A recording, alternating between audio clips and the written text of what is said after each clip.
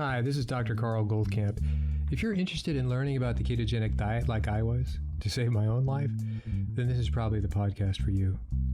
8 years ago, I knew nothing about it. 6 years ago, it saved my life. 3 years ago, I started researching and talking with some of the authorities in the field and attending medical conferences about this to understand why and how keto so dramatically changed my and my wife's Judi's lives. The purpose of this podcast is to share our journey of discoveries with you and understanding how keto is so effective in improving so many different conditions, from obesity, epilepsy, diabetes, infertility, MS, Alzheimer's, heart disease, to name a few. So take a step away from all the hype you've probably heard and roll up your sleeves with me and join me weekly to explore this living miracle that anyone can access. We'll talk science, we'll talk food. We'll explore its history and evolution to today, which is that the sheer wonder of the ketogenic way of eating has changed untold number of lives, unlike anything before it. And in case I forget to mention it, please join our Facebook group, Keto Naturopath. Hi, this is Dr. Goldkamp, and welcome back to another episode of the Keto Naturopath. Well, this time I'm going to get into it right from the start, and it's going to be a little bit of an earache for you. How's that? I'll try to keep it down, but you know, one of the things that I feel that is very close to blatant dishonesty is the misrepresentation of facts as we know them and the uninformed presentation of information. So what the heck is he talking about? Well, there's two things I'm going to go over. I just happened to see a YouTube about Crohn's disease. And this particular doctor, I've also seen him speak at some of the keto conferences. He starts off talking about Crohn's and talks about that it's an autoimmune. It's part of IBD, which is intestinal bowel disease, which really means the bigger picture, as much as the way Western medicine gives you a diagnosis code, it doesn't mean you're in that box. Everything's related to everything. So you have inflammatory conditions, and you have a lot, and they're all very related. And then you have kind of a subset of autoimmune diseases, which may or may not be inflammatory. So for instance, you have totally unrelated Hashimoto's thyroiditis, that's an autoimmune. Well, does that mean you're going to have inflammation from that? Not necessarily. So in the area of IBD, intestinal bowel diseases, as opposed to IBS, which is intestinal bowel sensitivity, and yet those two are kind of artificially separated, by the way. So if you look at one is more dire than the other, and so within the IBD, you have basically two diseases. And diseases, I don't know if you can call them a disease. You have two conditions. One condition is Crohn's disease, C-R-O-N-S apostrophe. And the other is ulcerative colitis, UC. And they both have, it used to be thought that Crohn's was a small intestine thing and the UC was a large intestine thing, but actually they overlap. And you can actually have UC. Both of these can be very extreme inflammatory conditions of the gut. And I'm speaking from one who knows from the outside of having to memorize this in medical school and having to study this for other patients to having to experience this. And guess who was the poster child for Crohn's disease and ulcerative colitis in Southern Connecticut? Dr. Goldkamp. How did that end up? How does a doctor who, especially a naturopathic doctor, end up with severe, maybe there's some Olympic record in Crohn's disease and ulcerative colitis that somebody has beat my documented situation, both by pictures and by pathology and so on and so forth, and of course symptomology before that. So it's an extremely uncomfortable situation. And the thing that bothers me is this intense prejudice with arrogance of we know what is good and we know what is bad. And I so hate that part of Western medicine. Cut it off with a knife. It's arrogance and it's no way to practice medicine. So what about Crohn's disease? So Crohn's disease and ulcerative colitis present such an inflammatory condition. So if you were to picture, for those who have not experienced this, it's pretty much an abstraction. So let me help you visualize a picture by painting it like this. Pretend you're looking at a garden hose. So it's nice thin walled and water goes through it pretty quickly, right? Just turn on the hose, whoosh, out the other end. And technically, by the way, when you talk about UC and Crohn's disease, your whole alimentary tract from rectum to anus to mouth from both ends. And when you think about it, it's the area that is exposed to the outside world. So the outside world meaning you eat something, a piece of meat or whatever, it came from the outside world, obviously, through your mouth, your esophagus, your stomach, small intestine, large intestine, sigmoid, out. And so it goes from the outside world to the outside world. So technically, all of your alimentary canal or your gastrointestinal tract is skin that is exposed to the outside world. So they call it endothelium, that kind of skin. And it gets pretty sophisticated. And that kind of skin, that kind of lining varies from esophagus to stomach and small intestine. And your small intestine is technically broken up into 3 different other parts. And then large intestine as well. And so there's this graduation of the kind of cells. And it's very fascinating to sort of study the cellular changes that happen on a certain part of the gastrointestinal tract as they become inflamed. And so what happens is this garden hose that I've described goes nice and clean, that it swells. It swells to the point that it obstructs itself. It can obstruct itself partially. First of all, it's a pretty complicated neck of the woods if you think about it, especially the small intestine. It has, a very undulated edge, if you will. So these are called crypts. They're meant to really increase surface area, so therefore you can absorb more nutrients from the food that you're eating. So it's very compressed. It's not a straight line. So it's not so much like the garden hose, but the lining is very undulated. So these undulations are called crypts. And so you have various types of inflammation that happen along the way. And it can be crippling pain. And kind of hard to understand crippling pain because, you think, did I just have something that I moved the wrong way? And suddenly it just sort of lays you flat and that's it. And your bowel movements go from either nothing at all to liquid and you're going back and forth. And you're pretty much a basket case in terms of being able to have a predictive sort of security from the bathroom. So you are definitely aware of where bathrooms are if you think you're going to go out. If you're capable of going out socially, you know where the bathrooms are and you get a table that's not so far from the bathroom if we're talking about a restaurant or something like that.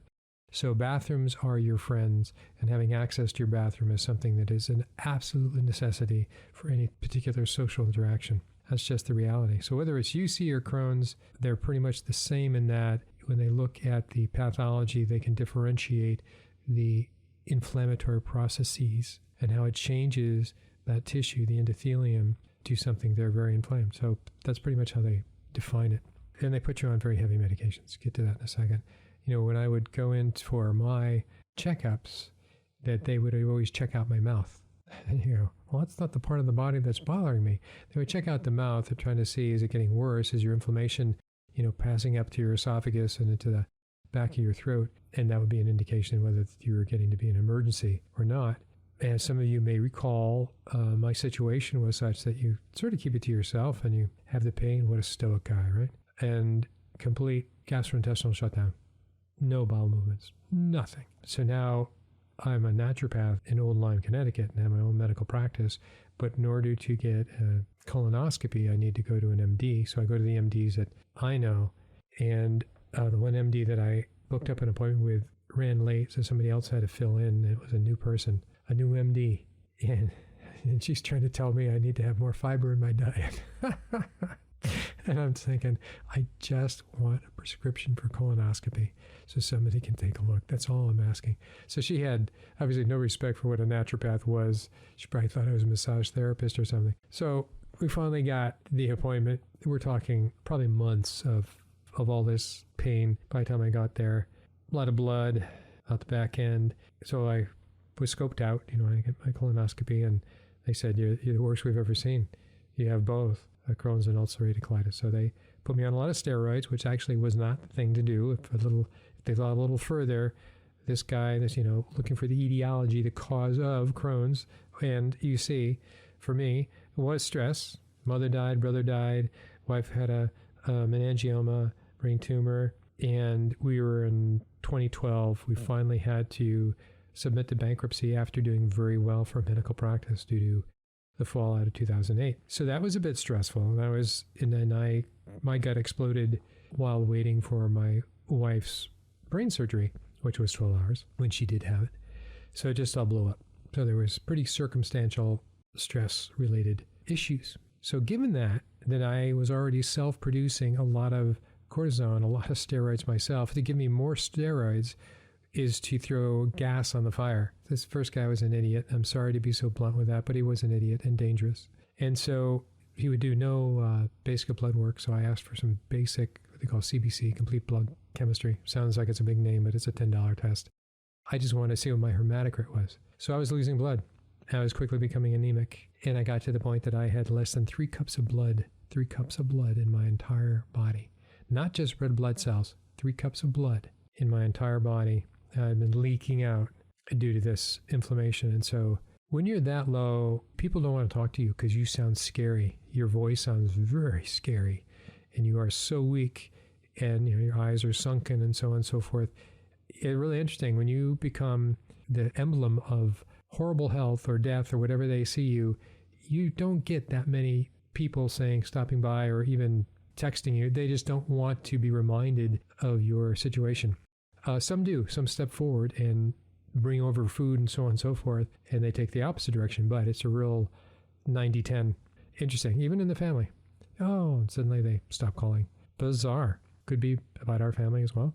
But anyway, in the course of that, I would croak out my request to get my CBC, and either myself or my wife would drive me to the local phlebotomy center to get a blood draw for this, and to get some documentation. There was even data about then too. Documentation about how low my blood was getting. So I finally called around, found another gastroenterologist in the next state in Rhode Island, and went to him, with my labs. And so first thing he did is retook the labs to make sure that he had his own data, and the numbers were even worse. And so he sent me in for 4 pints of blood. You only have 5 pints of blood in you at any one time, by the way. So I got 4 pints of blood, 2 pints on one day and 2 pints on the next day. And so when you get that much blood doesn't stay with you, right? You borrowed somebody else's blood, and a red blood cell lives for 120 days. So call it 90 days, because that's the average of all the blood kind of in you. So it will all be filtered out as the red blood cells die, which are the things that carry the oxygen and so on and so forth. As the red blood cells die, they get filtered out through your spleen and other things. And you need to start producing your own.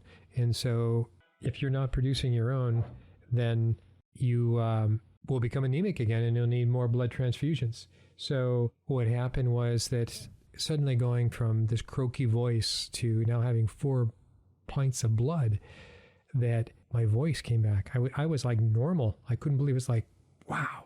I didn't scare people when I spoke. I could walk. I had energy. I could actually make it up the stairs. I had stopped going up the stairs weeks before. I just didn't have the energy, if you can imagine. I'm not going to go into all great detail because I've told this story before in past podcasts. So I was pretty bad, and I was pretty determined to figure out what can I do. And so in that time, I now had mental clarity, and I could do my own research, and I really got into reviewing everything that I thought I knew and going beyond that. And so I looked into a thing called FMT, which is fecal microbiota transplant, where you take somebody else's stool and you put it in up your butt, so to say. There's whole practices built around that, but not in the United States. In the United States, it is taboo. Probably the center of all the information on this is through Dr. Brody in Melbourne, Australia. And then outside of in Belgium, there's a few other people. And it's really remarkable the lives that they've changed in doing this. Now, ordinarily, the people that they work with what they call, now it's called FT, fecal transplants. So now the ideal patient is, or the most needy patient is the C. diff patient. This is a person who has antibiotic history, and they've killed off all their bacteria time and time and time again, and finally they're on their last breath. And by the way, their last breath doesn't mean they're 90 years old. They could be 20, they could be 40, they could be 90, but it's finally caught up with them, and they just can't do it anymore. They are on their back all the time, probably bleeding, certainly can't digest much. They are malnourished because there's nothing there to help break down the food. So they're in a bad way. And so with this population specifically, what they do is they put them on, I forget what the antibiotic is, but it does kill off the C. diff, which is overpopulated. It's a bacteria that's overpopulated, and that's primarily creating the inflammation of the gut. So they wipe that out, and then they reseed it with a healthy stool, which is really an ecosystem of all these different bacteria and fungal and so on and so forth.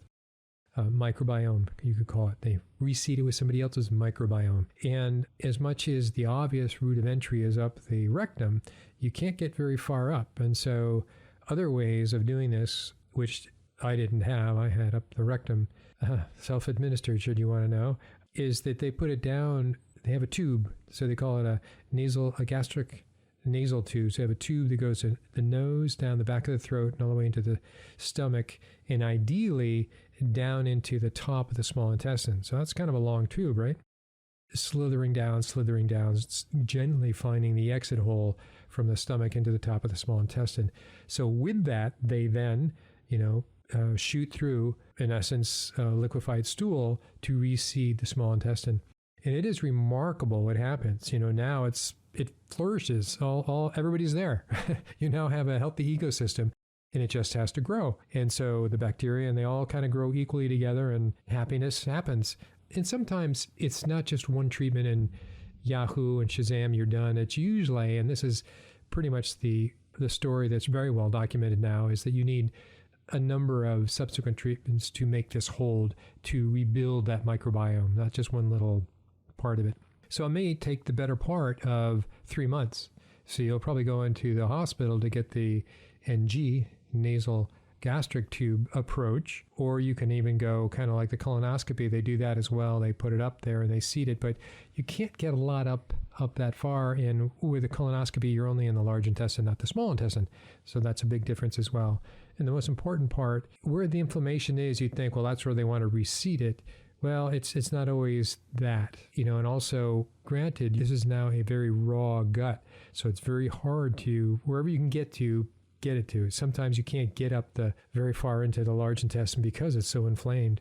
And sometimes you can't get very far down the small intestine because it's so inflamed. So wherever you can get to, put it in there and just let it take its course. And so there's been miraculous stories. Within a week, people have gone from real death, they were going to die, to up and walking around, if not running.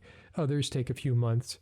So the most extreme case is the C. diff case. Coming back from there, you can use it for Crohn's and ulcerative colitis with less immediate dramatic changes. It's a longer turnaround time, but it does work. So anyway, that was me, right? So the thing that I'm so bothered by is that I was at a conference, and this YouTube that I just finished watching reminded me of that, is somebody saying, well, what they do is they just kill off the microbiome. And well, we all know the microbiome is really the center of health. And it's so arrogant. And this guy was an obesity doctor that basically does banding. Well, what would he know about it? And so it's just so ignorant. So many people's lives have been saved, and it's just remarkable.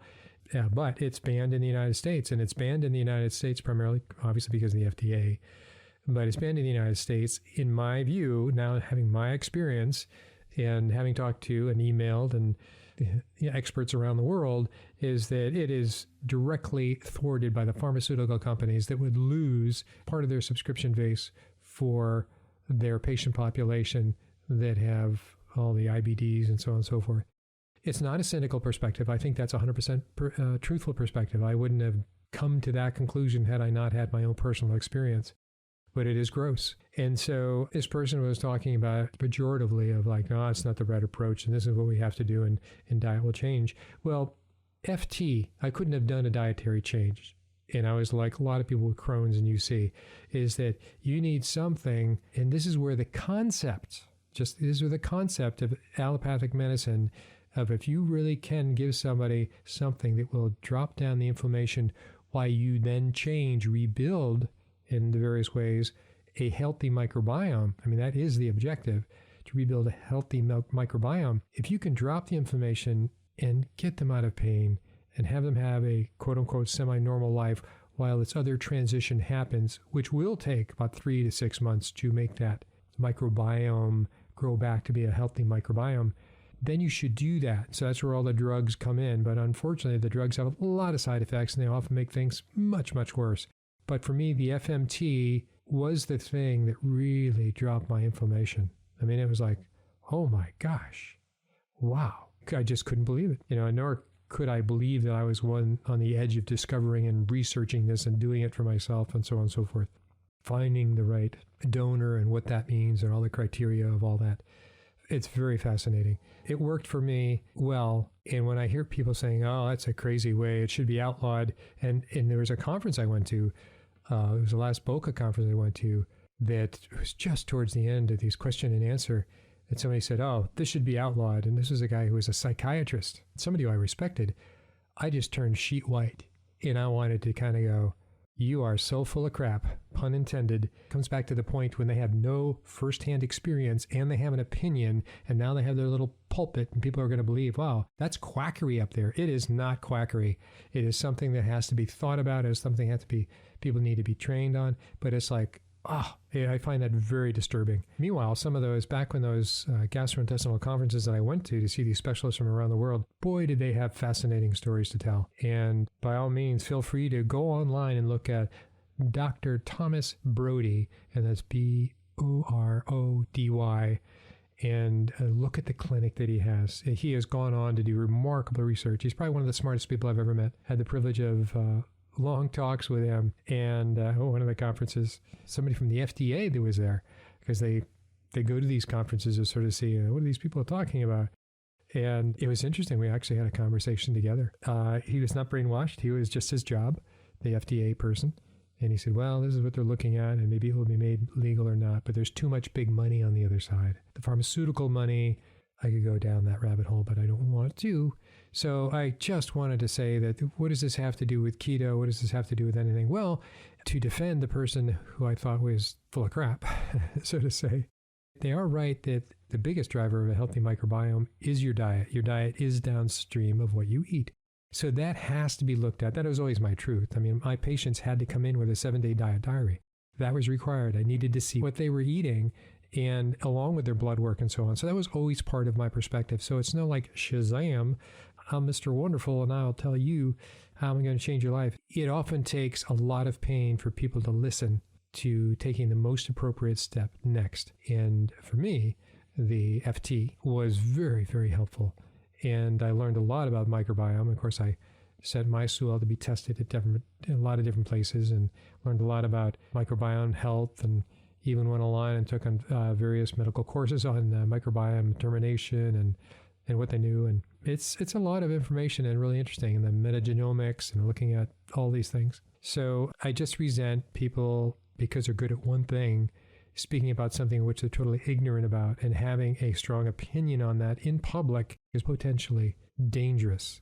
So with that, I'm going to have this be the end of the podcast, but I hope you got something out of it. It's a big deal. I hope you keep an open mind to other things. I mean, everybody wants things to be simple. Give me the 3 things I need to do. I'm going to summarize with this thought. I've been thinking about it. I woke up a couple nights ago thinking about this particular analogy. It's a little bit like everybody wants to run a marathon. Everybody wants to run in a formal marathon. And that will take the average person nearly 4 hours to do. The record's right around just under 2 hours. And it's a long haul. And you can't just do it tomorrow. So some people who have obviously been running marathons can run a marathon tomorrow. Others who haven't, and maybe they were formerly fairly athletic, but just need to have a small structure to get up and running to be able to do these runs. Others might even take as much as a year, and they have to plan out, small runs, get a little longer runs, and then maybe in 6 months they're actually capable of doing what they call a long run. And I've done a marathon, and you do have to map out, today's a short run, today's a no run day. Oh, Sunday's my long run, my 20 some odd mile run, and you got to map it out. So everybody can do that. And you go, no, not everybody can do that. Some people have arthritis. Some people have this and the other things. Well, yeah, within reason. But here's what I'm leading up to. Everybody can do that. So the question isn't whether you can do it or not. The answer is yes, you can do it. You can't do it tomorrow. So just insert weight loss or whatever it is you want. Don't want Crohn's, so on and so forth. Everybody can have a life without Crohn's. Everybody can drop weight to their perfect weight. Everybody can do these things. But the question is, what does that individual have to take care of in order for that to happen? So what does the individual who wants to do the marathon have to do in order for them to be able to run the marathon? Well, some need a lot of training. They need to be taken to the store and get the right shoes. They need to be coached and coddled for the first few weeks before they can be out on their own. But it doesn't have to do. It was never about, no, they can't do it. It was about the preparation and the understanding of where they're starting from. It's exactly that way, let's say, with weight loss or obesity, or cancer is a little bit different. That's pretty advanced, but it's pretty similar though. But the concept is this, is you need to define what that person's life is. And so that's why we do metabolic testing, hormonal testing, intracellular nutritional testing, because by the time you're 30, 40, 50, 60, 70 years old, you've now been exposed to various things. That's one element. But you've also lived perhaps a very malnourished life because you've ate processed foods or wherever your diet was like. This needs to be undone. And it's going to take somebody a longer period of time to undo it or to repair themselves more than others. And so that's where their process is. So it's never about, no, you can't lose weight. You can lose weight. I can guarantee across the board that everybody can lose weight. I'm using that because it's a little easier substitution for the marathon idea. And you absolutely can lose weight. Guarantee it. Some people have to do a little more and different kinds of work than others, but absolutely, we all have pretty much the same body. Yes, we test genomically, but that's not going to determine what you can and can't do. So now I'm speaking a little extemporaneously here, but for instance, take the Pima Indians, which are basically out of New Mexico and South Arizona, and there's also a corresponding tribe on the Mexican side of the border. Well, the Mexican side of the border is still poor, and they're still pretty much having a unaltered diet for the most part. But these Pima Indians were such that they lived in the desert. If anybody's been there, can you imagine? That's where their lives were, the Sunni and so on and so forth. It was hot, and so there wasn't like an abundance of food. They had genes that were specifically developed to store. If they had 2 calories more than they needed to have, it would be stored in fat. Well, they hardly had any fat because they didn't have that much food. So now you change the food source that is calorie rich. So the one thing that their body had been trained to be very conservative on, conservative meaning hold on to it, to store it for emergencies, that now you give them all the calories in the world. They have the highest rates of obesity, of diabetes, type 2 primarily, then some type 1s creeping in. So that's why they have the highest rates, because relative to where they were coming from to the diet they changed to, the processed foods of the United States just sort of throws on to them. And Native Americans general, indigenous people worldwide, especially the Polynesian and the peoples of the Pacific, they have huge rates of type 2 diabetes and obesity. The Samoans, yes, they're big people, but they're also obese people. Interesting. So that's why you need to know, we really need to assess, where are we starting with this person? Once you have that, then it's just about implementing, I hate to call it work, implementing what you need to know to do. So leading up to things like keto and carnivore, yeah, I'm a big believer in what I call protein-sparing modified fast. I don't even feel comfortable using the word carnivore, so to say, though we may be changing the name of the group to Keto Carnivore Naturopath. It's the whole belief of having protein. I think that we have been smothered in misinformation. The standard American diet is high fat and high carbs, and it's primarily low protein. Well, just switch that. Make it low fat and low carbs, ideally no carbs, and high protein. High protein, you can never have high protein because it's so satiating, it's hard for you to overeat. You can't just have stupid amounts of protein. You're going to be full and you're going to stop eating, unlike fat and unlike carbs. So in one way, it's very simplistic and easy to say, let's increase the protein and drop the carbs and drop the fat. That is the answer, but not everybody can snap to and get to that spot. They have to take steps along the way. But I do believe that is absolutely the healthiest diet. And now you have to look at the quality of the food you're eating, and obviously get rid of the processed foods. And you don't have to always have grass-fed beef and so on, but you can't have fake food, right? So out with the fake food, basic first step. In with the real food, basic second step. All right, till next time. I hope this was worth listening to. It was a piece of my mind, and I think it's very relevant to finding the diet that works for you, regardless of what your objective is. We can make it happen. Take care. Bye-bye. Hi, this is Dr. Goldkamp. I just wanted to encourage you to send in your questions to drgoldkamp@ketonaturopath.com. Many of you have, and so what I've done with these questions, that I've gotten back to most of the people I email, but some of the questions that were so good, and if they're overlapping to other questions, I would combine them and try to put that into the topic of a podcast, either via one of the micro topics that are covered in an interview or some of my own sort of reporting, if you will, on some of these issues. So please keep the questions coming. Feel free to send in an email and I will get back to you. drgoldkamp@ketonaturopath.com. Stay listening, send in your questions, and I will definitely get back to you.